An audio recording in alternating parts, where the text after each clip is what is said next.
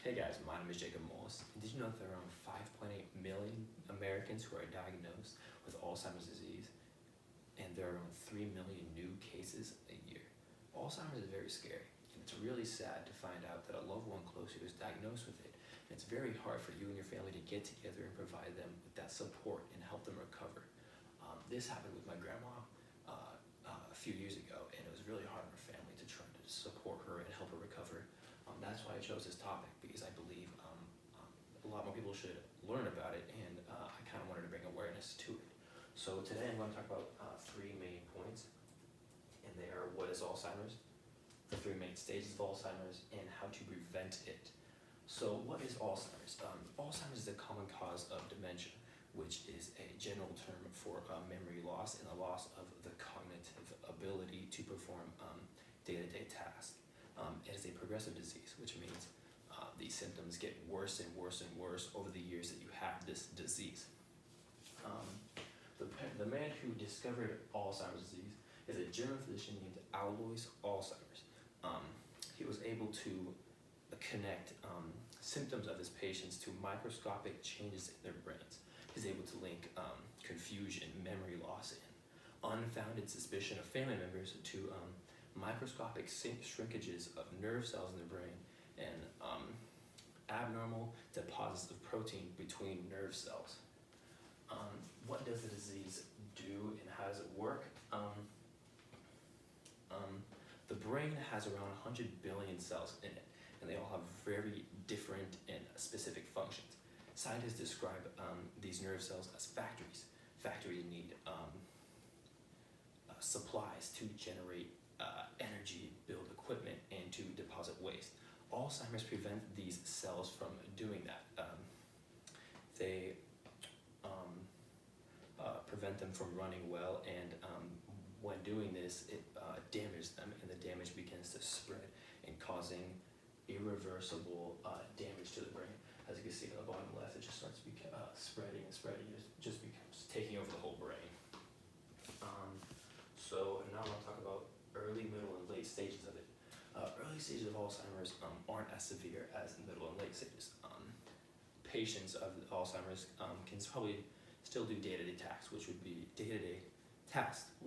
driving, going to work, participating in social activities.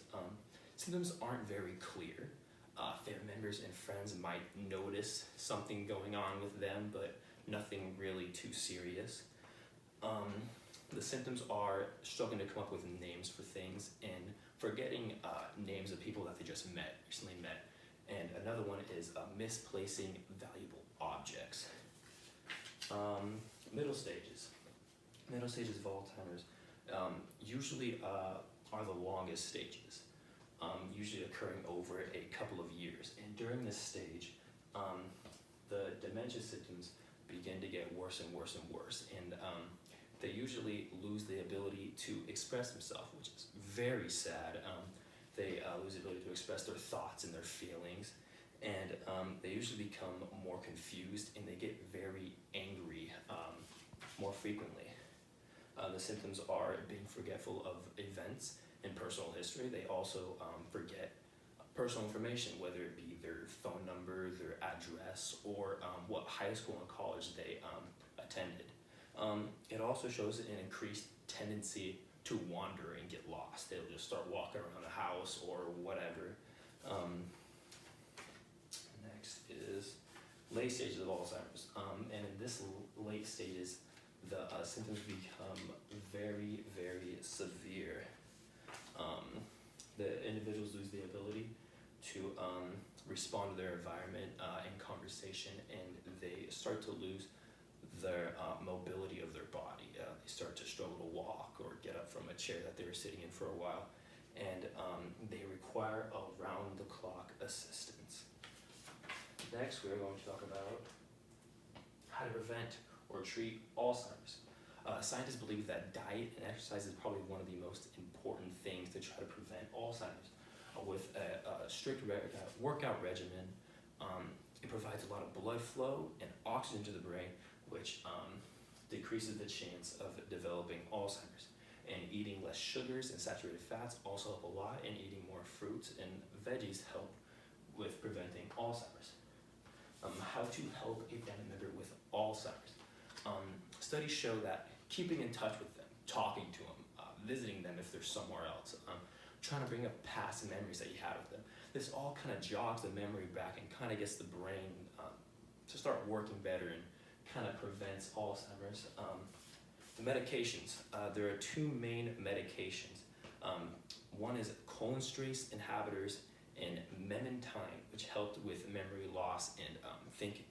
Cholinesterase inhibitors slow down the worsening symptoms and prevent the breakdown of acetylcholine, which is a messenger chemical which is important for learning and memory.